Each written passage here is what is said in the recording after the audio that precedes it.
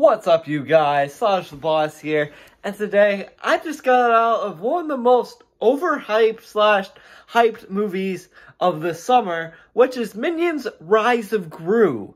If you've been keeping up with pop culture and social media, you'll probably know why.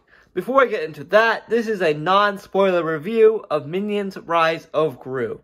Okay, guys, now let's take a trip to Pop Culture Express with this bit of news. Okay, guys, if you do not know this already, Minions: Rise of Gru has been all over social media, including TikTok, Instagram, oh, you name it, it could be all out there. But it started as this TikTok trend where people were dressing up in tuxedos and being over the top excited about this movie, because it's been like 5 years since we got Despicable Me movie.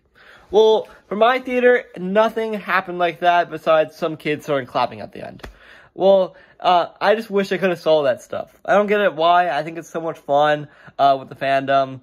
I really think they should. I think the teenagers should go to later showings because the kids go to that stuff to do it that way, vice versa. But you know what I mean. I'm not sure where this trend originated and why this trend so hyped. Okay, with that being said about this little meme, let's talk about the movie right now without any spoilers, and let's begin. So, if you don't know this already, Despicable Me is actually a 2-part series. Well, actually a 3-part series, but it has 2 different prequels to this movie. Well, the first one was Minions, the origin of the Minions, and this one is Rise of Gru, which is the origin story of Gru and how he became a supervillain, pretty much. It's kind of confusing because they got Yang and Yang right there, kind of crossing the bridge into the Despicable Me franchise. But this one, gotta say, this is the better Minions movie compared to the Minions. I'd rather see this one and then watch the franchise. That's how you do it. Okay, guys, the plot of Despicable Me, Rise of Gru's plot is very simple. It's pretty much all about Gru trying to become a supervillain and trying to impress his favorite supervillains, the League of Six, which is really interesting. Those characters are a lot of fun. They're very zany. One of them is a nun called Nunchucks, which has to be my favorite just because he's super funny. The little granny character. And then we had all sorts of characters like this. This pretty much follows Gru and his shenanigans and trying to get to be a famous supervillain.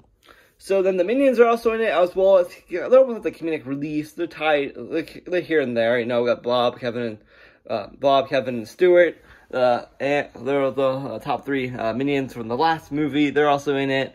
They're trying to help save Gru, which is really cool. Okay, so that's pretty much what the plot of the movie is. Going forward with this movie, there were some things. I'm gonna go with things I liked first. So the things I liked about this movie were all of the callbacks and ties into the actual franchise itself. Like this franchise alone is a juggernaut of like nostalgia for me because I grew up watching these movies in theaters as a kid, and this franchise had so much callbacks. It had me smiles. It had me smiles a ton of times in this movie, seeing different people who you might recognize in this franchise. I'm going to spoil it, but there's a lot of callbacks. Okay, guys, so some other things I really enjoyed about this movie is the League of Villains and also the Minions themselves. Like, the Minions themselves are juggernauts of comedy. They are so much fun to watch, so much fun to see what's going through the mind, even though we don't understand what half of them are saying at times. Like, they speak in Minionese, which is a really hard language to translate, because there's no subtitles at all. They're just, like, playing up slapstick at times, which are really funny. Yeah, which is really funny to see that as well. So, things I didn't like about this movie, guys. So, some of the things I didn't like about this movie, honestly, guys, I wasn't really too excited about this movie because I've been delayed, stuff like that. But the only thing I didn't really like about this movie are these weird subplots. Yeah, you got it. There's actually 2 different weird subplots in this movie, which I can't really give away until you see it. But one of them's towards the end, and the other one is sort of towards the middle. Yeah, some of them is actually towards the middle of the film, which I can't really give away. This movie's only 90 minutes long, which is pretty much a perfect runtime for this movie. A perfect runtime. There's things that can easily cut out and make it a stronger movie. Like, the first half of this movie felt really, really strong, and then they cut that tiny curve, kind of like turbulence, you know, on an airplane. Kind of went rocky back and forth, kind of on a airplane kind of movie, kind of going forward and back.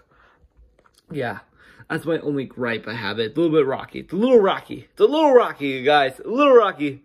Here, Illumination's a little rocky, but overall, solid film.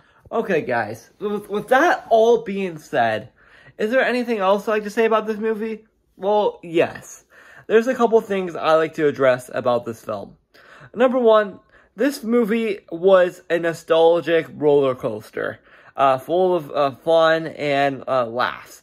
And the laughter in this film, the comedy, guys, it had a slapstick. I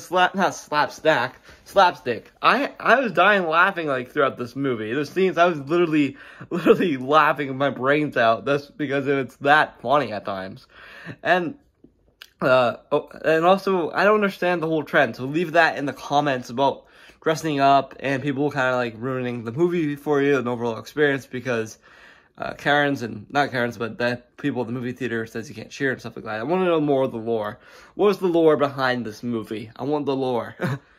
Okay, so how would I recommend Despicable Me Rise of Gru? Well, this is a stepping stone to the Despicable Me franchise. It literally foreshadows the events of the first movie, and it foreshadows what's to come in Gru's life. So that's how I would recommend it. So I recommend it to anybody who grew up with the Despicable Me franchise, and young audience members like little kids who want to know Gru and the Minions and where they came from. So this is a movie for them.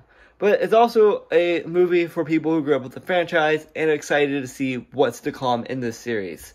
The plot at times doesn't make sense, but if you're a fan of these movies, you know, it's zany and roller coaster type of movie with a little bit of fun here and there and new characters.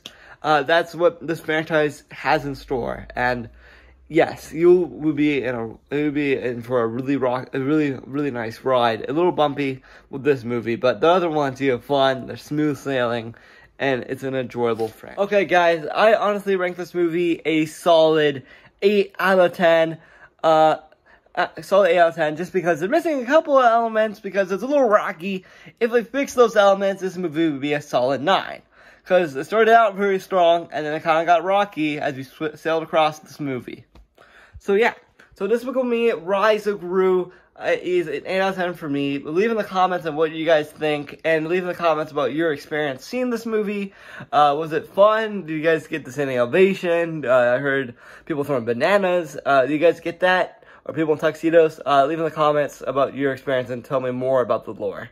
Well, thank you for watching this video, and stay tuned for my Thor Love and Thunder review coming out this Saturday.